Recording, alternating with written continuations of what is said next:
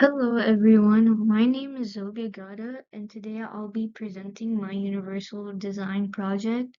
My presentation focuses on people with spinal cord injuries, how leisure professionals can adapt activities to make them more inclusive, and how universal design principles apply to two different locations, the Great Wall of China and the National Aquarium. One of the most popular leisure activities for people with spinal cord injuries is wheelchair basketball. It's played all over the world and is even one of the major sports in the Paralympic Games. There are several important adaptations that make the sport accessible. People use lightweight sport wheelchairs with angled wheels for better speed and stability. In the game, the wheelchair is considered part of the player's body when determining fouls. Another adaptation is that players are allowed to push their wheelchair up to two times after receiving the ball before they have to dribble or pass. These adaptations allow athletes to compete fairly while still following the basic rules of basketball. Leisure adaptation awareness for people with spinal cord injuries. When working with individuals who have spinal cord injuries, leisure professionals need to think about both accessibility and safety. Facilities should include ramps, wide doorways, and smooth flooring, so wheelchair users can move around easily. Equipment should be lightweight or modified to reduce the amount of upper body strength needed. Rules can also be adjusted by giving participants more time to react or use their equipment. Finally, professionals should always understand each participant's medical needs, recognize potential risks, and have an emergency plan in place. The first location I evaluated was the Great Wall of China. Although some sections can be reached by wheelchair, the Great Wall is generally not very accessible because of its steep slopes and uneven pathways. It would be extremely difficult for someone using a manual wheelchair. An electric wheelchair would make traveling much easier, but even then, many sections are still inaccessible. The steep inclines also increase the risk of losing control of a wheelchair and requires a great deal of physical effort. So these pictures that I've included in this slide and the next slide, they're actually pictures that I took from the virtual tour. So as you can see, this is actually the flooring of the Great Wall of China. As you can see, there are weeds that are kind of growing into the pavement, growing out of the pavement. And you can see all these different cracks and just texture on the floor. This would make it very hard for people in a manual wheelchair, electric wheelchair, and people with visual impairments that have to use a walking stick.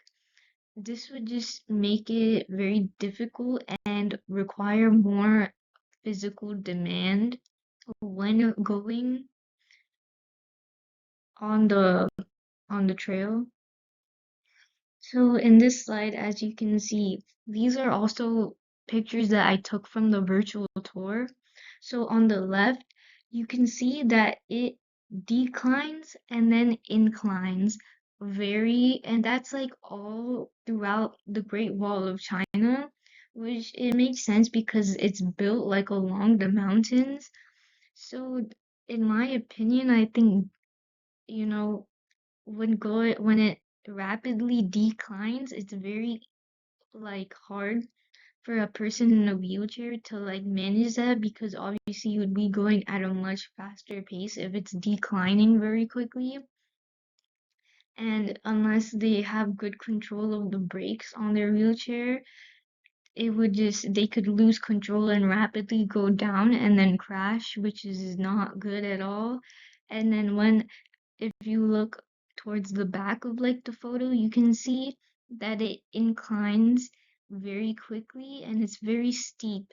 So going up trail, the Wall of China, you would have to push yourself more harder to get up. And then over on the right side, you can see on the bottom that there's like these like a little like I would say like speed bumps. They look like speed bumps.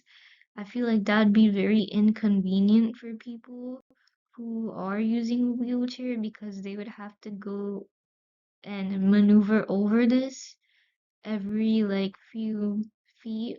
I just don't think that's very like accessible in my opinion. Okay. Next is the National Aquarium. So so the second location I looked at was the National Aquarium. Overall, I found it to be much more accessible. The pathways are wide, smooth, and easy for wheelchair users to navigate. The exhibit and information displays are also placed lower, making them easier to view from a seated position. However, I noticed a few areas for improvement. The exhibit descriptions use small text and do not include braille, which limits accessibility for visitors with visual impairments. The aquarium is also very dark in some areas, which could create safety concerns for certain visitors. There wasn't much that I could find where it was just like there wasn't anything major that I would say that I saw. So as you can see, these are also pictures that I took from the virtual tour. As you can see in the picture all the way to the left, you can see that the way to go down this area, it's very wide and anyone in a wheelchair can easily go through without any issues. And also you can see that that it's very smooth the flooring, and if you look closely you can see that the displays are also very low and the text information is very low too, which would make it easier for people in wheelchairs to see. And then if you look all the way to the right, you would see a very dark pictures, which is what concerns me. You can see that it's very open, but like it's really dark, so anybody who it would be very hard to maneuver because you're kind of just like in the dark. That gives me safety concerns. I would give some improvement suggestions later on. 7 principles of universal design. So on the slide, I'm going to be covering the Great Wall of China. To the Great Wall, I found that it meets only a few of them. It supports flexible layout, space in some areas. However, it falls short in equitable use because many sections are inaccessible. It also requires a high amount of physical effort because of the steep slopes and long distance. There are only limited safety features that provide tolerance for error. For the low physical effort, the Great Wall is well over 13,000 miles, and if someone wanted to go all the way, all 13,000 miles, it'd be very physical demanding for anybody, not just people who have disabilities. It's just to go on the Great Wall of China and walk it is very physically demanding for anyone, in my opinion. So now I'm going to be covering the National Aquarium. The National Aquarium follows many more of the universal design principles. It provides equitable use because most visitors can access the same spaces. It offers flexible use, is simple to navigate, has wide pathways, and requires a little physical effort. The only principle that could be improved is perceptible information. Adding braille, larger print, and audio descriptions would make the exhibits accessible to a wide range of visitors, in my opinion. So, this is my reflection and improvement suggestions. Based on my evaluation, I came up with several suggestions to improve accessibility.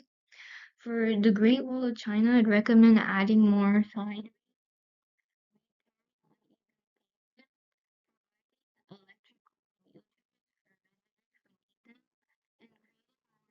areas along the route.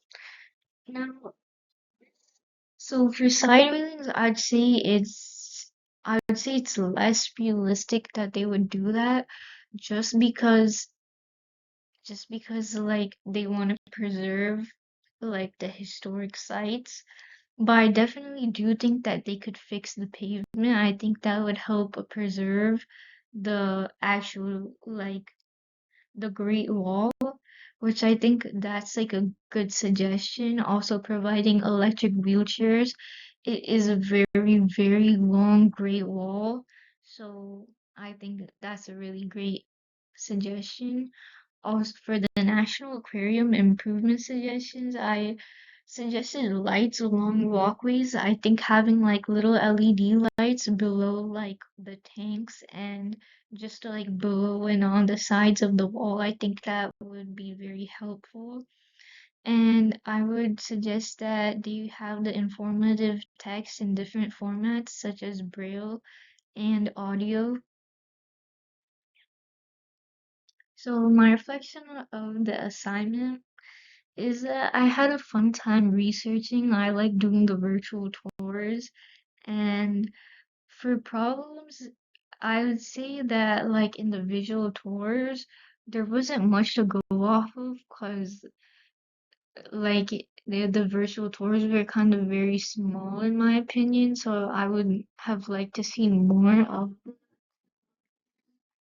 But that was the only problem that kind of arose for me. Otherwise, I had a good time. There was a lot of information on wheelchair basketball, and there's always like helpful like adaption awareness for leisure professionals to like know about. And it was just a good time researching my locations. This is the end of my presentation. Thank you for listening.